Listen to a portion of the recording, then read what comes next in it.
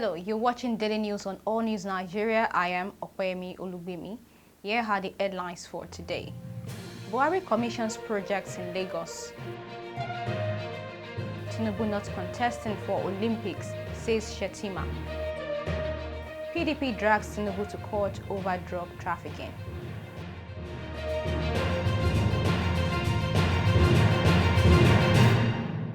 Welcome back. Now the news in detail.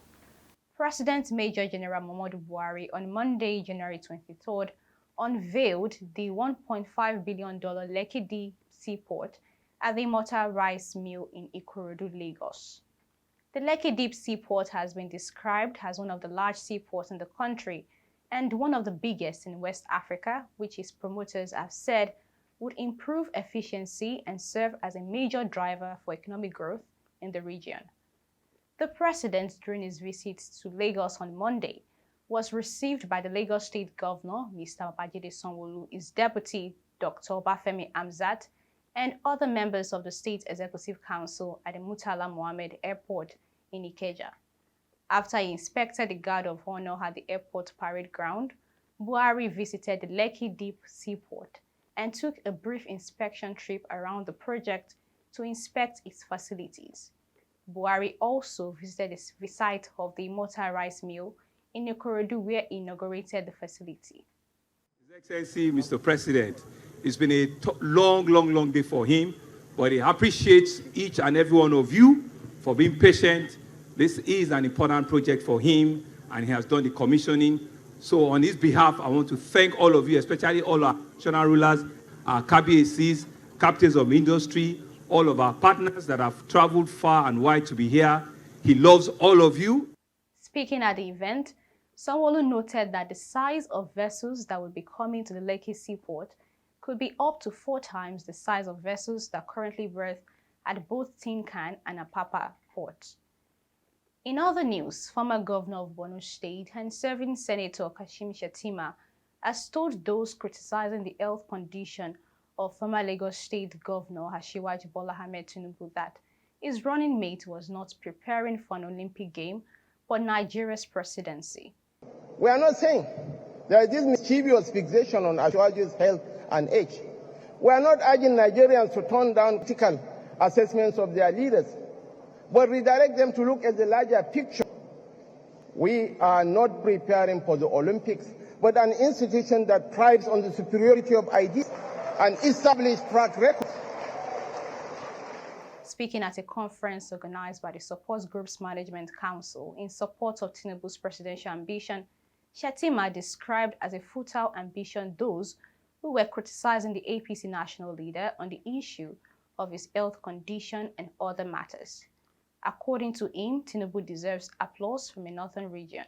He said the former Lagos governor gave shelter to politicians from the area when they were facing a political witch hunt. Shettima listed such persons as former Vice President Atiku Abubakar and former Chief of the Economic and Financial Crimes Commission, EFCC, Nuhu Ribadu. Aside from them, the APC vice presidential candidate said Tinubu's backing of Buhari in the 2015 and 2019 elections is something the region won't forget.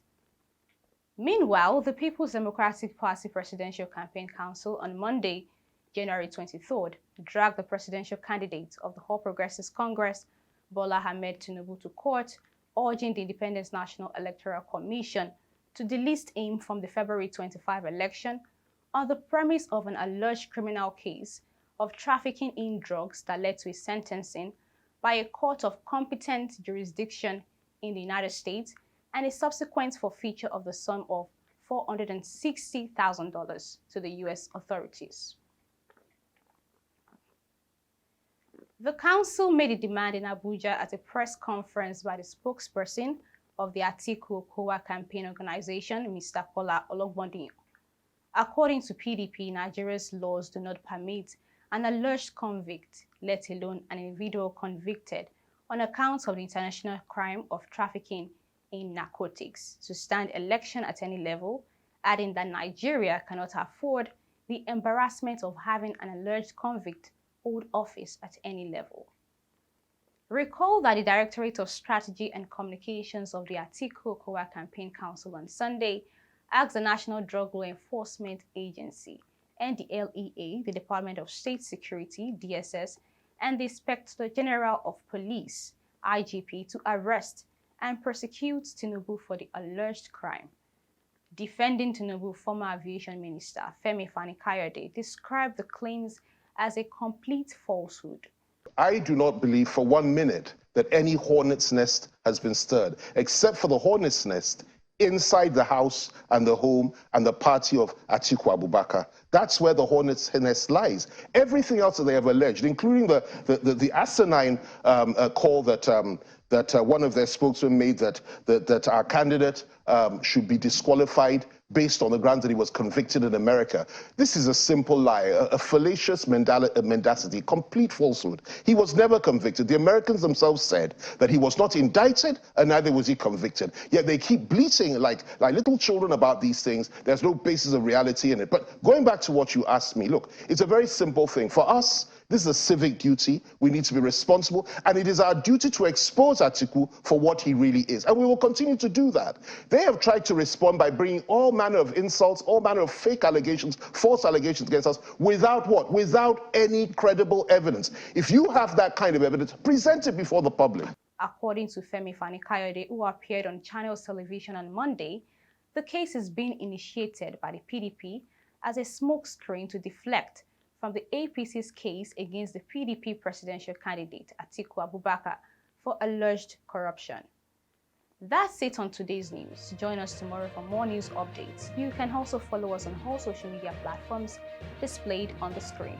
I am Okwemi Olubemi. Do have a good day.